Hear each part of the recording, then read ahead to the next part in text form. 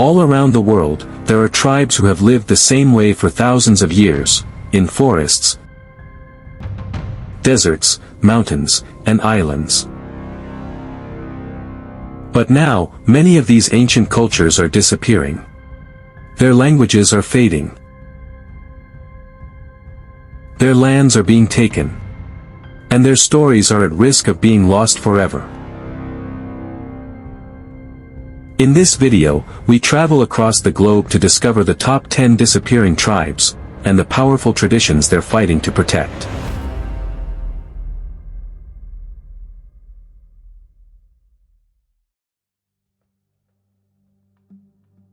Far in the cold northern islands of Japan, lives a people many have never heard of, the Ainu. For centuries, they fished the icy rivers, hunted bears, and worshipped the spirits of nature. They spoke a language with no written form, sang songs to the wind, and carved prayers into wood. But the modern world didn't make room for them. They were called names, forced to dress like everyone else, and told not to speak their mother tongue. Their land was taken, their culture hidden, and their stories almost forgotten.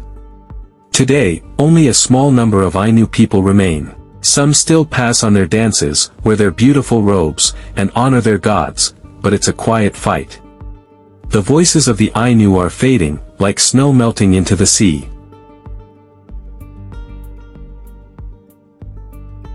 In the dry valleys near Lake Eyasi in Tanzania, the Hadza people still live like their ancestors did thousands of years ago. They hunt with bows, gather wild fruits, and sleep under the stars. They speak a language full of clicks, and every day is a search for food, not profit. But this way of life is disappearing. Their land is shrinking. Farmers, roads, and fences are closing in. What was once a vast hunting ground is now scattered and blocked. Their children are growing up between two worlds, the forest, and the modern life pressing against it. The Hadza are among the last true hunter-gatherers on Earth. And their future, like their footprints in the dust, may soon vanish if the world does not listen.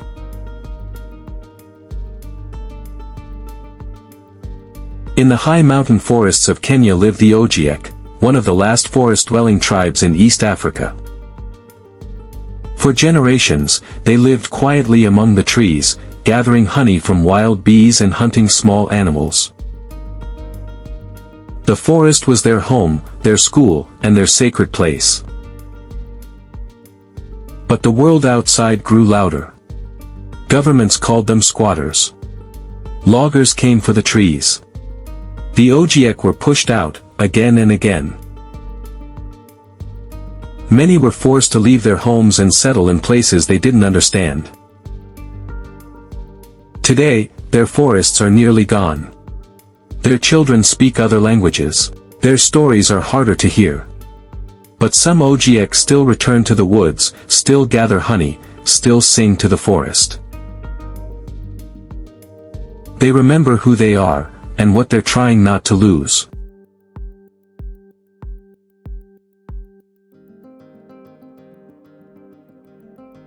Deep in the forests of Paraguay, the Aceh people once lived as skilled hunters, silent, swift, and deeply connected to the jungle. They hunted with bows, moved in small family groups, and sang stories beneath the trees. But in the 20th century, their world was shattered. Ranchers invaded the forest. Many Aceh were killed or captured. Others were taken from the trees and placed into government settlements. Disease, poverty, and forced change came quickly. Today, only a small number of Aceh live traditionally. Many are caught between the forest and unfamiliar towns. Their language survives, but only just. And their stories, once passed from voice to voice under the canopy, are growing quiet.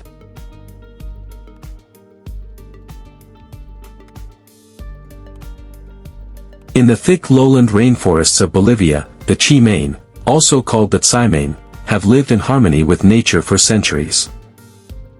They fish in muddy rivers, hunt monkeys and birds, and grow small gardens in the jungle. Their way of life is slow, full of stories and silence, built on what the forest gives. But the modern world has found them. Logging roads cut through their land. Oil companies drill nearby. Outsiders bring schools, religions, and diseases. Now, many Chimane children speak Spanish instead of their native tongue. Some villages are abandoned. Others still hold on, teaching old songs and healing herbs. But the balance is tipping, and their quiet life may not survive the noise.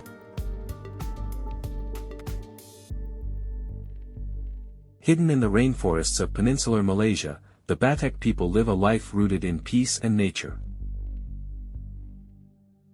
They walk barefoot through the jungle, gathering fruit, honey, and tubers. Their homes are simple shelters of leaves and branches, built wherever they stop.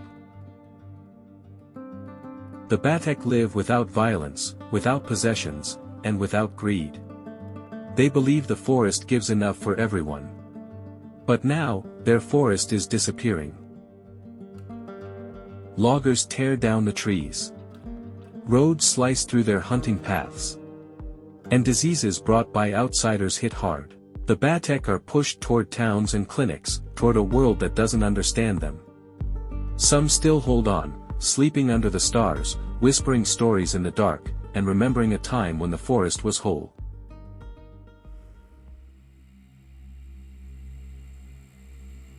Deep in the Amazon rainforest, the Awa people live among the tallest trees on earth. They hunt, fish, and gather from the forest with skill passed down for generations. Their lives are woven tightly with the jungle, every animal, every plant has meaning. But their home is under threat. Illegal logging and land grabbing have pushed many Awa from their villages. Fires have scarred the forest. Violence has come. Some call the Awa the most endangered tribe on earth. Despite this, the Awa continue to fight. They protect the forest, protect their families, and try to hold on to the last whispers of a world disappearing beneath the smoke.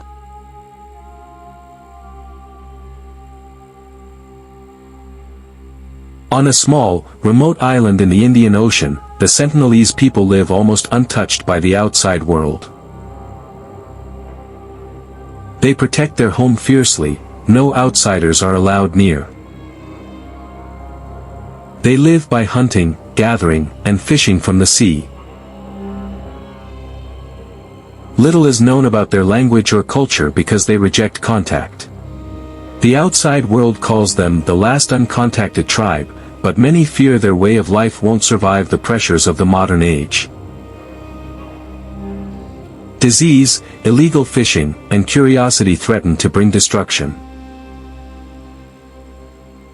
For now, the Sentinelese remain a mystery, living on their own terms, holding on to a life that may soon disappear.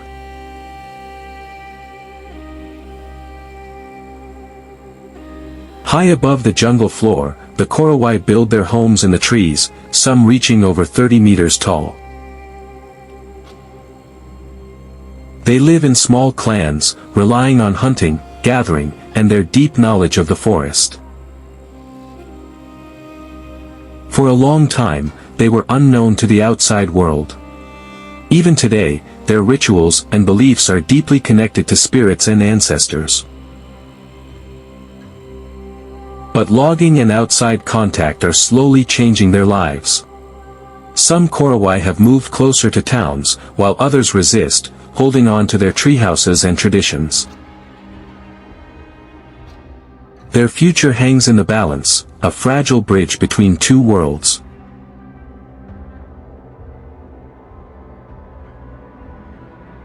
In the remote rainforests of Mindanao, the Tasiday people were discovered in the 1970s as a Stone Age tribe living in caves and simple huts. They lived by hunting, gathering, and using stone tools.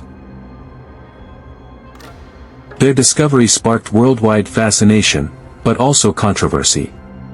Some say they were hidden away by the government, others say their way of life was never truly untouched.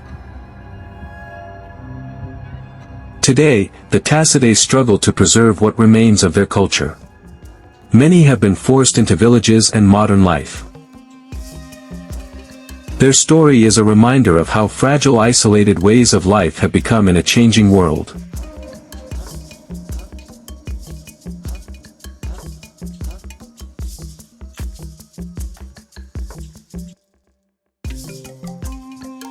Around the world, these tribes are disappearing. Not because they are weak, but because we are strong in the wrong ways. Let their stories remind us of balance, of respect, of what we still have time to protect. If you believe these cultures should survive, share their names. Speak their stories. Keep them alive, before they are only memories. Thank you for watching. Please don't forget to give a like, and subscribe for more video like this.